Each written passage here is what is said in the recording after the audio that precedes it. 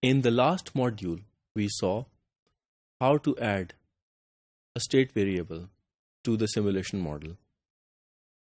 In this module, we are going to make our simulation module more flexible. How are we going to achieve that? We have seen that we have added the state parameter of the count, which is equal to 10.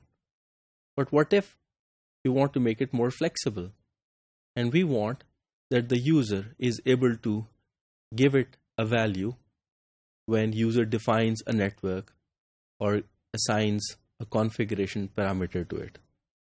That's the first thing we are going to do here. The second thing that we are going to do is, so far we assumed that as soon as the simulation starts, it is always the tick node that sends out the message on initialization, and talk gets to receive it. But we can make it more flexible by controlling when exactly tick is going to send out the message. So we are here on step number 4 of adding parameters to our simulation module. Here, as I said, if we wish to assign a value that can change according to the simulation runs, instead of giving it a count of 10, we can make a parameter that the user can now define and assign a value whenever the user wants. For that, we will have to refer to the ticktalk4.ned file and correspondingly the tx4.cc and omnet.ini files. Similarly, we are going to assign a Boolean parameter that decides if the module starts to send out the first message on initialization. And so far we have seen that it is the tick node that sends out the first message. Let's look at the NAD code first.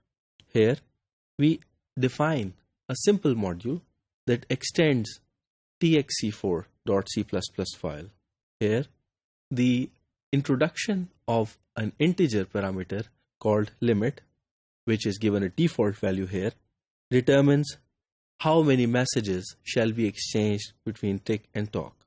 Rest of the parameters and the part of the code remains the same.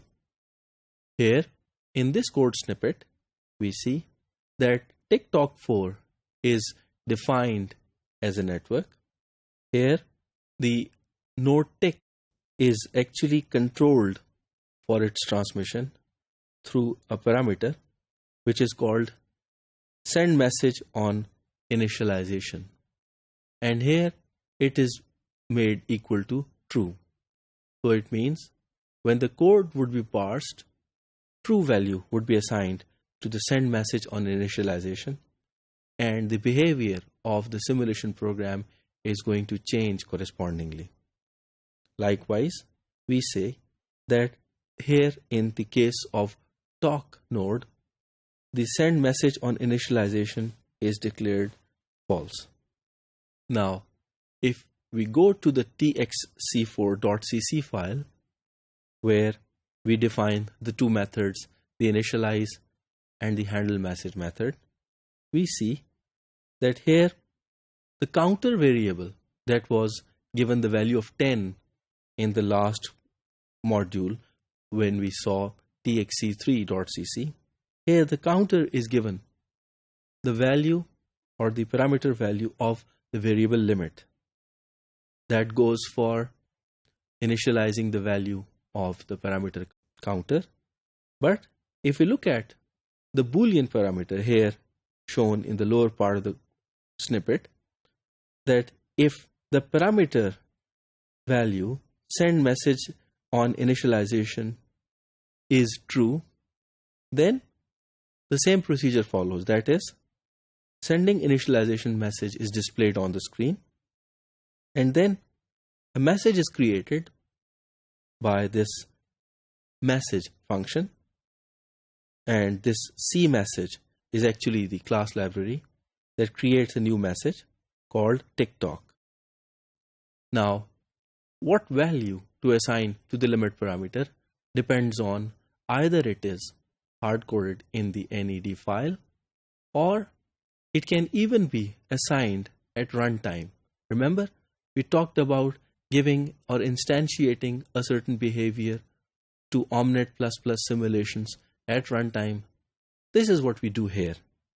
The limit parameter, which is part of talk, and the TikTok simulation is given the value 5 here. And so it means that the simulation is going to stop after the 5 messages have been exchanged between tick and talk nodes. Alternatively, there are other ways to describe this parameter value using wildcarding. Wildcarding is only helpful when we are referring to a certain file or a certain parameter within the same folder as the C++ and NED file.